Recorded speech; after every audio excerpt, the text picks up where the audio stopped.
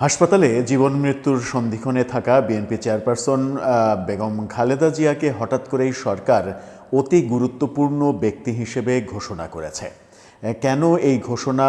হাসপাতালে যখন তিনি একেবারে আইসিইউতে চিকিৎসাধীন এবং বাংলাদেশের সবথেকে বড় হাসপাতালে তিনি, যেখানে নিরাপত্তার কোনো আশঙ্কা থাকার কথা নয়, সেরকম একটা মুহূর্তে অতি গুরুত্বপূর্ণ ব্যক্তি ঘোষণা করা এবং তার জন্য এসএসএফের নিরাপত্তা ব্যবস্থা নিশ্চিত করা, রাষ্ট্রপতি এবং প্রধানমন্ত্রী কিংবা প্রধান উপদেষ্টার মতো করে নিরাপত্তা দেওয়ার এই ঘোষণা বহু আলোচনার জন্ম দিয়েছে।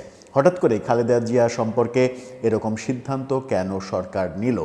যখন তারেক রহমান নিরাপত্তার আশঙ্কা করছেন, তারেক রহমানের নিরাপত্তা নিয়ে কথা হচ্ছে, যে কারণে তিনি ফিরতে পারছেন না, তখন খালেদা জিয়ারকে সর্বোচ্চ নিরাপত্তা দেয়া, অতি গুরুত্বপূর্ণ ব্যক্তি হিসেবে ঘোষণা দেয়া, এর পেছনে অন্য কোনো রহস্য আছে কি না সেই আলোচনা করছেন অনেকে।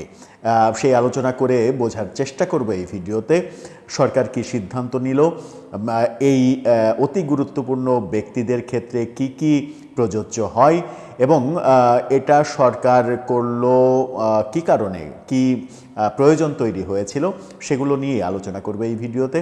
থাকবেন পলিটিক্স টিভির নিয়মিত আয়োজনে।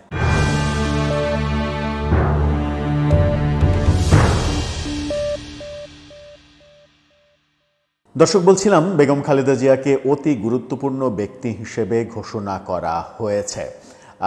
সেই ঘোষণাটা গত রাতে আমরা দেখেছি, গত রাতে এই খবরটা সামনে এসেছে। এই ব্যাপারে সরকার একটা প্রজ্ঞাপন জারি করেছে। প্রজ্ঞাপনটা আপনারা দেখে নিতে পারেন। সেই প্রজ্ঞাপনের অংশবিশেষ আপনারা দেখলেই বুঝতে পারবেন যে এরকম একটা প্রজ্ঞাপন, রাষ্ট্রপতির আদেশ জারি করা হয়েছে। রাষ্ট্রপতির নির্দেশে প্রধান উপদেষ্টার কার্যালয়ের মহাপরিচালক প্রশাসন মোহাম্মদ আব্দুল ওয়াদুদ চৌধুরী এই আদেশে সই করেছেন। প্রজ্ঞাপনে বলা হয়েছে, বিশেষ নিরাপত্তা বাহিনী আইন 2021-এর 2 ক ধারার আওতায় খালেদা জিয়াকে অতি গুরুত্বপূর্ণ ব্যক্তি হিসেবে ঘোষণা করা হয়েছে। সিদ্ধান্তটি তাৎক্ষণিকভাবে কার্যকর হবে। তাৎক্ষণিকভাবে মানে অলরেডি কার্যকর হয়েছে এরকমটাই বোঝা যাচ্ছে। বার্ধক্যজনিত কারণে, নানা স্বাস্থ্য জটিলতার কারণে খালেদা জিয়া এখন হাসপাতালের আইসিইউতে রয়েছেন। তাকে ভেন্টিলেশনে দেয়া হয়েছে, সেটা গতকাল সন্ধ্যাতেই নিশ্চিত করা হয়েছে দলের পক্ষ থেকে। এই ঘোষণা যখন সরকার দিল তখন আমরা দেখেছি যে এভারকেয়ার হাসপাতালে, যেখানে তিনি চিকিৎসা নিচ্ছেন, সেখানে নিরাপত্তা ব্যবস্থা জোরদার করা হয়েছে। দৈনিক কালবেলা এই তথ্যটা নিশ্চিত করেছে গত রাতেই। সেখানে বলা হচ্ছে এভারকেয়ার হাসপাতালে নিরাপত্তা জোরদার। সেখানে বলা হচ্ছে, রাষ্ট্রের উচ্চ পদে আসীন গুরুত্বপূর্ণ নীতি নির্ধারণ ও প্রশাসনিক কাজে জড়িত ব্যক্তিদের সরকারের অতি গুরুত্বপূর্ণ ব্যক্তি হিসেবে চিহ্নিত করা হয়। সেই ক্ষেত্রে রাষ্ট্রপতি এবং প্রধানমন্ত্রী কিংবা প্রধান উপদেষ্টা এই তালিকায় পড়েন। এর বাইরেও প্রজ্ঞাপন জারির মাধ্যমে সরকার অতি গুরুত্বপূর্ণ ব্যক্তি যে কাউকে নির্ধারণ করতে পারে। বিশেষ নিরাপত্তা আইন 2021-এর 2 ধারায় উল্লেখ রয়েছে, অতি গুরুত্বপূর্ণ ব্যক্তি অর্থাৎ সরকার কর্তৃক সরকারি গেজেটে প্রজ্ঞাপন দ্বারা কোনো বিদেশি রাষ্ট্রের রাষ্ট্রপ্রধান বা সরকার প্রধান বা এই আইনের উদ্দেশ্যসমূহ পূরণ কল্পে অনুরূপ ব্যক্তি বলিয়া ঘোষিত অন্য কোনো ব্যক্তিও ইহার অন্তর্ভুক্ত হইবেন। অর্থাৎ বিদেশি দেশের রাষ্ট্রপ্রধানরা যখন আসেন তখন তাদেরকে এসএসএফ নিরাপত্তা দেওয়া হয় এবং সরকার যদি বিশেষ কাউকে এই অতি গুরুত্বপূর্ণ ব্যক্তি হিসেবে ঘোষণা করতে চায় তাহলে সেটা দেয়া হয়। কী কী সুবিধা পাবেন তারা? বিশেষ নিরাপত্তা বাহিনী আইন 2021-এর অনুযায়ী অতি গুরুত্বপূর্ণ ব্যক্তিদের নিরাপত্তা বিধান করা হবে এসএসএফের মাধ্যমে। রাষ্ট্রপতি, প্রধানমন্ত্রী বা অন্তর্বর্তীকালীন সরকারের প্রধান উপদেষ্টা ছাড়াও আইনের 8-এর 2 ধারা মোতাবেক এসএসএফ বাহিনী বাংলাদেশে অবস্থানরত অতি গুরুত্বপূর্ণ ব্যক্তিকে নিরাপত্তা দেবেন। অর্থাৎ সরকারের অতি গুরুত্বপূর্ণ ব্যক্তি ঘোষিত হলে তার সার্বিক নিরাপত্তা নিশ্চিত, তার ব্যাপারে গোয়েন্দা রিপোর্ট, তার জীবনের কোনো আশঙ্কা আছে কিনা এরকম গোয়েন্দা রিপোর্ট সংগ্রহ করা, এই কাজগুলো এসএসএফ করবে, যেমনটা তারা প্রেসিডেন্ট এবং প্রধানমন্ত্রীর বেলায় করে থাকেন। এই কাজটা খালেদা জিয়ার বেলাতেও করা হবে। এখন অতি গুরুত্বপূর্ণ ব্যক্তি সাধারণত এই বাংলাদেশের ইতিহাসে বিরোধী দল কিংবা রাজনৈতিক কোনো নেতাকে এরকম ঘোষণা দিয়ে এসএসএফ নিরাপত্তা দেওয়ার ঘটনা এর আগে কখনো ঘটেনি। আওয়ামী লীগ আমলে দেখেছিলাম শেখ হাসিনা প্রধানমন্ত্রী থাকাকালীন তার পরিবারের সদস্যদের এই এসএসএফ নিরাপত্তার আইন করেছিলেন এবং তার পরিবারের সদস্যরা এসএসএফ এর নিরাপত্তা বেষ্টনীতে থাকতো। তার মানে রাষ্ট্রপতি এবং প্রধানমন্ত্রীর বাইরে প্রধানমন্ত্রীর মানে শেখ হাসিনার পরিবারের লোকজনকেও এই পরিবারের লোকজন মানে তার সন্তান কন্যা বাংলাদেশে আসলে এবং তার বোন শেখ রেহানা তাদেরকে এই নিরাপত্তা ব্যবস্থা দেওয়া হতো বঙ্গবন্ধুর মানে পরিবারের মানুষ হিসেবে। আইন করে আওয়ামী লীগ এই কাজটা করেছিল। এবার অন্তর্বর্তীকালীন সরকারের বাইরে অর্থাৎ বিরোধী একটা রাজনৈতিক দল সেই রাজনৈতিক দলের প্রধানের ক্ষেত্রে যখন দিলেন তখন তিনি মুমূর্ষু অবস্থায় হাসপাতালে জীবন মৃত্যুর সন্ধিক্ষণে। এই মুহূর্তে প্রশ্ন উঠেছে যে এই মুহূর্তে খালেদা জিয়ার জন্য এই এসএসএফ নিরাপত্তা প্রয়োজন নাকি তার সর্বোচ্চ চিকিৎসা নিশ্চিত করা প্রয়োজন? অবশ্যই চিকিৎসা নিশ্চিত করা প্রয়োজন। আবার এই কথাও উঠেছে যে তারেক রহমান যখন নিরাপত্তার কারণে তিনি আশঙ্কা বোধ করছেন বাংলাদেশে ফেরাটা তার নিজের একার সিদ্ধান্তের উপরে নির্ভর করছে না, নানা জনে নানা কথা বলছে এবং বহুদিন থেকেই এই আলোচনা চলছে যে তারেক রহমানের নিরাপত্তা নিয়ে শঙ্কা রয়েছে এবং এরই মাঝে বিএনপি বুলেট প্রুফ গাড়ি কেনা, অস্ত্রের লাইসেন্স এই ব্যাপারগুলো সরকারের কাছ থেকে অনুমোদনও নিয়ে ফেলেছে। বুলেট প্রুফ গাড়ি কেনাও হয়ে গেছে, এরকম তথ্যও আমরা শুনেছি খালেদা জিয়ার জন্য এবং তারেক রহমানের জন্য।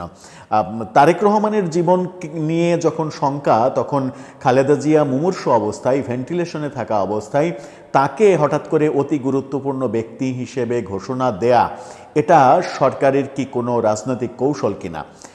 দুইটা আলোচনা হচ্ছে, আইদার রাজনৈতিক কৌশল, এটা দিয়ে বিএনপির আস্থা অর্জন করতে চাইছে সরকার, যে বিএনপি এখনও নানা ধরনের অনাস্থার মধ্যে রয়েছে, সেই আস্থাটা আনা, যে খালেদা জিয়াকে সর্বোচ্চ সম্মান দেয়া হলো, এই আস্থাটা আনা একটা কারণ হতে পারে।